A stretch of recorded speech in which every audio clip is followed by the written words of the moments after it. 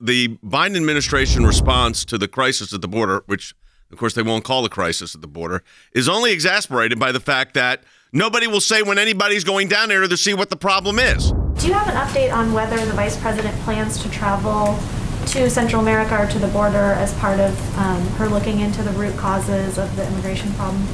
I don't have an update on her travel, but since you gave me the opportunity, it's important to understand and know that she is focused on addressing root causes in the region. I need a translator for what she's saying because even this whole, the root problem. Well, the root problem is we changed our policies. When you hear progressive leftists talk about root causes, whatever forum it's in, they're talking about something fundamentally different than the problem truly at hand. The root cause of the problem here is what's happening in the West Wing today. The United States has made a fundamental decision to welcome illegal trafficking across our border, to do nothing to stop it. I don't understand why this is something they've decided to really hold on to, which is, no, if we don't visit it, it's like it's not there. So you won't even, and what is the root cause of not going and seeing it for yourself and at least getting the American people to understand what we're trying to do to help this crisis? First thing that we do in a criminal prosecution is visit the scene of the crime. We visit the scene of the crime, We put the tape up, we look at it, we evaluate it, we see where the body's lying, we see where the cars are turned over, we see where the bullets have hit the trees, or if it's an execution or if it's in a house. We go there and we look, and I don't see what the problem is and why this woman is laughing instead of looking. If you were in charge, what would you do right now? I'd go back to the set of policies we had. We had Remain in Mexico. We had a series of protocols. We had agreements with the Mexican government. We had delivered a foreign policy outcome that stopped drugs and traffickers and cartels from honing in on these people who are so vulnerable, trying to make the walk from El Salvador, Guatemala, and Honduras.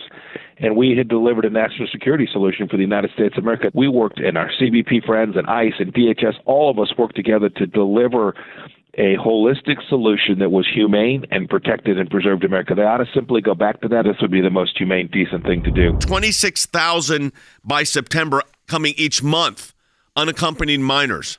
This is a significant numbers. And these unaccompanied minors are used by these coyotes, these cartels, Andy, to bring harm to other parts of the country. The purpose of this illegal immigration is to bring in teenagers, children, whatever, for sex trafficking purposes, as mules to carry drugs, to spread crime and gang violence throughout the United States. This is part of the plan to undermine our democracy by these smugglers. Call them coyotes, call them whatever you want to, but what they are is facilitators of illegal immigration for purposes of committing crime. The U.S. Health and Human Services needs 6,000 extra shelter beds right now. They are targeting already at 90% capacity, and the government is asking for employees to volunteer to go down to the border. President Biden stood there and in front of God and everybody said, this is routine. It happens every year. There's nothing new here.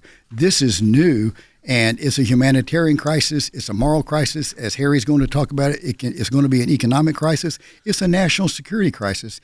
And yet the Biden administration is refusing to acknowledge the reality. They know they're going to be asked about visiting the border or having senior officials down there. Senators have gone down. That's the only reason you're getting any photos. The press is upset because they're not getting any sort of journalistic freedom in this and access to actually see what's happening. The only photos that have come out are really those that have been leaked by either members of our own government or by other sources who have come out and leaked these photos. We aren't seeing a lot of official. Now they're starting to see some official photos being released. But again, they're plummeting in the polls on this. So I don't understand why they think this is the way the American people want to see it. They want to know the truth. When you're talking about 25,000, 26,000 unaccompanied minors coming into the United States a month by September, more than tens of thousands now, this has economic consequences. What are the economic effects of illegal immigration? According to an organization called FAIR, in 2017, the cost of illegal immigration into the United States was approximately $116 billion. But even that burden understates the real impact because the impact is borne disproportionately by border states. The Biden administration has got to own this. They're going to try to blame President Trump, but they're going to have to own this. And they're going to have to own it, but they got to fix it. I mean, and recognize it. I've said this before, I'm going to say it again. It's very difficult to solve a problem you don't recognize exists.